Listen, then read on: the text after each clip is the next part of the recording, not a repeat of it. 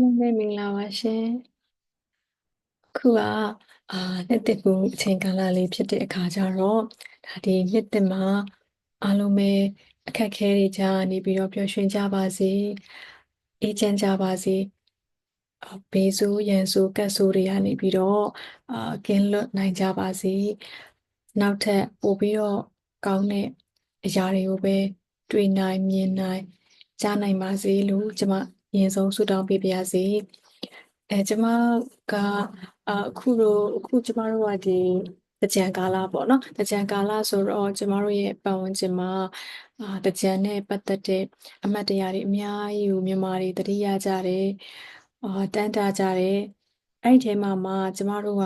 ဒီရေသပင်ပွဲကိုဆင်နွှဲရတဲ့အချိန်ကာလတွေကတော့အမှတ်အရဆုံးပေါ့နော်အဲ့ဒါနဲ့အတူတူဒီရာသီပန်းတွေကလည်းအခုတကြံဆိုလို့ရှိရင်ဗရောက်ပန်းတွေပွင့်နေကြပြီပေါ့နော်အဲ့ဒါနဲ့ကျွန်မဗရောက်ပန်းလေးတွေကိုမြင်တဲ့အချိန်မှာဘာကိုသတိရသွားလဲဆိုတော့ Great for မြန်မာစာမှာပါတဲ့ရာသီပန်းတွေအကြောင်းဆလလရာသီပန်းများဆိုတဲ့အကြောင်းပေါ့နော်အဲ့ဒီဟာလေးကိုကျွန်မGreat for အတွက်ကိုအကျွေးတင်နေရပေါ့ worksheet လေးလုပ်ဖို့အကျွေးတင်နေတော့ကျွန်မအဲ့ဒီအတွက်ကို worksheet ကိုပြန်ပြီးတော့ကိုင်တဲ့အခါကျတော့ကျွန်မရဲ့အကျင့်တစ်ခုကဘာလဲဆိုတော့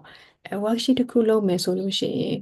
ကလေးကိုအဲ့ဒီ worksheet ကိုလုပ်တဲ့ချိန်မှာအဲ့ဒီသင်ခန်းစာကိုသင်ပြီးတဲ့ချိန်မှာတည်တည်ချာချာလေးသိသွားစေခြင်းနဲ့အဲ့ဒီအတွက်ကြောင့်မို့လို့ကျွန်တော် worksheet လုပ်ရင်းနဲ့ဘာကိုသတိထားမိလဲဆိုတော့ပန်းတွေထဲမှာနည်းနည်းလေးဆင်တူနေတဲ့ပန်းတွေရှိတယ်အဲ့ဒီပန်းတွေကိုကလေးတွေကျမတို့ပုံနဲ့တွဲပြီးတော့သိစေခြင်းနဲ့ပေါ့နော်နောက်တစ်ခုကကြတော့ပန်းနာမည်တစ်ခုတည်းကိုပန်းပုံစံတွေအများကြီးရှိနေတဲ့ပန်းတွေရှိတယ်အဲ့ဒီပန်းတွေကိုလည်းကျမတို့ကလေးတွေကိုသင်ပေးဖို့လိုတယ်ဒါကတင်းတဲ့ဆက်ဆရာမတွေအတွက်ပေါ့နော်ဒါဆိုရင်ကျမတို့ကဘယ်ပန်းတွေမှာကျမတို့သတိထားပြီးတော့ကလေးကိုရှင်းပြရမလဲဆိုတာလေးကိုနည်းနည်းလေး sharing လုပ်ချင်တာပါအရင်ဆုံးကတော့ဘာပန်းလဲဆိုတော့ခက်တာပန်းကျမတို့တွေတခြားပန်းတွေကဥမာကန့်ကော်ပန်းကလည်းပုံထဲမှာပြထားတာနဲ့နာမည်နဲ့အတူတူပဲဒါတစ်ခုတည်းရှိတာဆိုတော့မှားစရာမရှိဘူးဘရောက်ပန်းမှားစရာမရှိဘူးစကားဝါပန်းလည်းမှားစရာမရှိဘူးစပယ်ပန်းမြက်လေးပန်းဒါမှားစရာမရှိဘူးပေါ့နော်အဲ့ဒီမှာကျမတို့တွေတစ်ခုရှိတာပါပုံညက်ပန်းကရာသီပန်းတော့မဟုတ်ဘူးဒါပေမဲ့သူကဒီဝါဆိုလမှာပွင့်တဲ့ပန်းထဲမှာပါနေရပေါ့နော်ဖတ်စာအုပ်ထဲမှာပါနေတော့ကျမတို့ပုံညက်ပန်းကိုကလေးတွေကိုပြောပြရတော့မယ်ပြောပြရတဲ့အခါမှာပုံညက်ပန်းရဲ့ပုံစံကဘာနဲ့သွားတူလဲဆိုတော့တရဖီပန်းနဲ့သွားတူနေတယ်သွားတူနေတော့ကလေးတွေကမှားကြတယ်ပေါ့နော်ဒီနှစ်ခုကအတူတူပဲလားဆိုတဲ့ဟာကျမတို့အဲ့ဒါလေးဘာကွာလဲဆိုတာလေးကိုကျမတို့ကြည့်မယ်ပေါ့နော်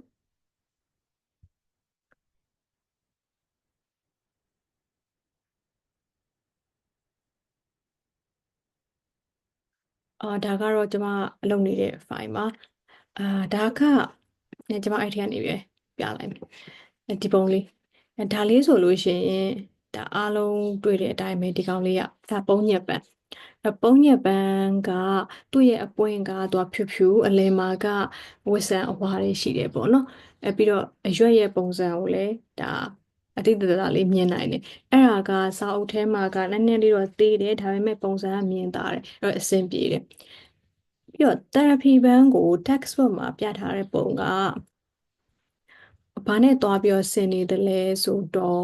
အဲ့ဒီဟိုပုံညက်ပန်းနဲ့သွားပုံစံချင်းသွားပြီးတော့တူနေတယ်အဲ့တော့ကျမတို့ကဒီပုံညက်ပန်းနဲ့ therapy ဘန်းနဲ့ကိုကလေးတွေအားလေ့ကျင့်ခန်းလုပ်တဲ့အခါမှာကိုယ်ကွယ်ပြားပြားမသိနိုင်ဖြစ်တတ်တယ်ကျမ textbook ထဲအပုံကိုပြမယ်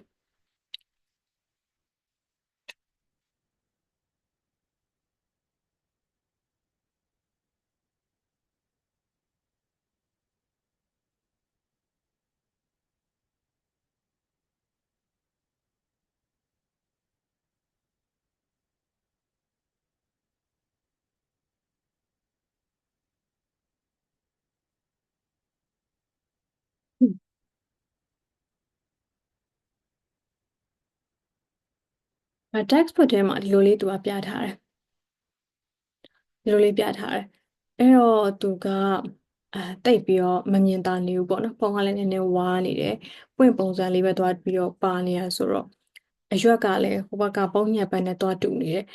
အဲ့တော့ကျမတို့ကသူတို့ကိုတင်တဲ့အခါမျိုးကြလို့ရှိရင်အဲ့နှစ်ခုကိုခွဲခွဲပြားပြားသိသွားအောင်ဒီပုံညက်ပန်းကသူ့ရိုးတံနဲ့သူကဒီအဆုပ်လိုက်ပွင့်တယ်ပေါ့နော်အဖြူဖြူအဆုပ်လိုက်ပွင့်တယ်တယ်ရပီပန်းကကြတော့သူ့ရဲ့ပွင့်တဲ့ပုံစံကဘာနဲ့တူလဲဆိုတော့အမ်ဒီမှာသူကကြတော့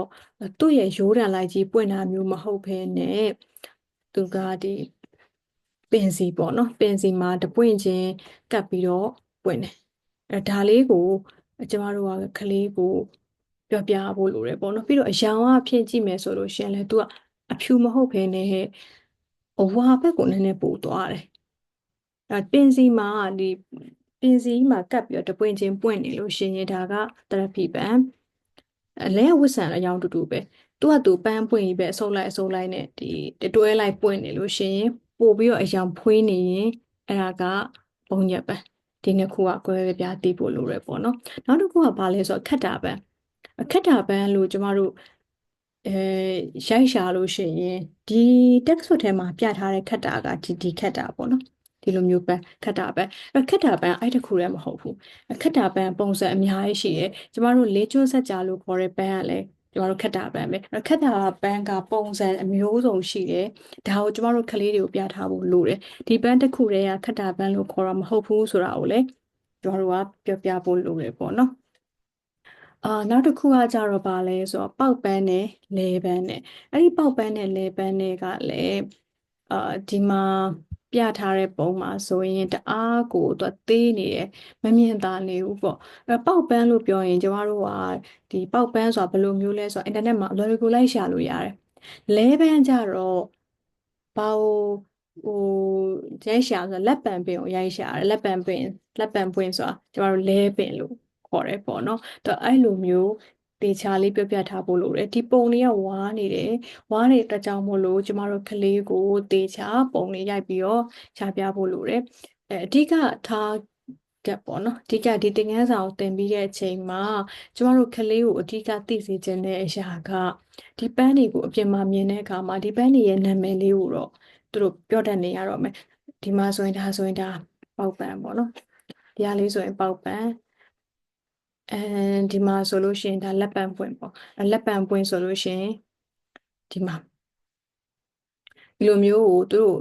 ပုံတွေအများကြီးကြီးကြီးလင်းလင်းရှင်းရှင်းလင်းလင်းနဲ့ပုံတွေအများကြီးကိုကျမတို့ပြပေးဖို့လိုတယ်အပြင်မှာတွေ့တဲ့အခါကျရင်ကလေးကဒီပန်းကဘာပန်းလဲဆိုတာကိုသူတို့သိသွားဖို့အားဒီသင်ခန်းစာရဲ့ရွယ်ချက်ပေါ့နော်ပြီးလို့ရှိရင်ရာသီပန်းတစ်ခုခုကိုမြင်တာနဲ့ဒီကဘာရာသီလဲဆိုတာကိုခွဲပြီးတော့သိဖို့ကျမတို့ကဒီ textbook တစ်ခုတည်းကိုပဲကိုးကားပြီးတော့သင်လို့မရဘူးသင်ခန်းစာကိုသင်တဲ့အခါကျလို့ရှိရင်ဘေးကနေပြီးတော့အများကြီးလေ့လာပြီးတော့ကလေးကိုပြပေးလို့ရပါတယ်ဒီဗီဒီယိုလေးကအိမ်မှာဘယ်လေ့ကျင့်နေတဲ့ homeschooling လုပ်နေတဲ့မိမိတွေအတွက်လည်းအကျိုးရှိမယ်လို့ထင်ပါတယ်ကျေးဇူးတင်ပါတယ်တတာ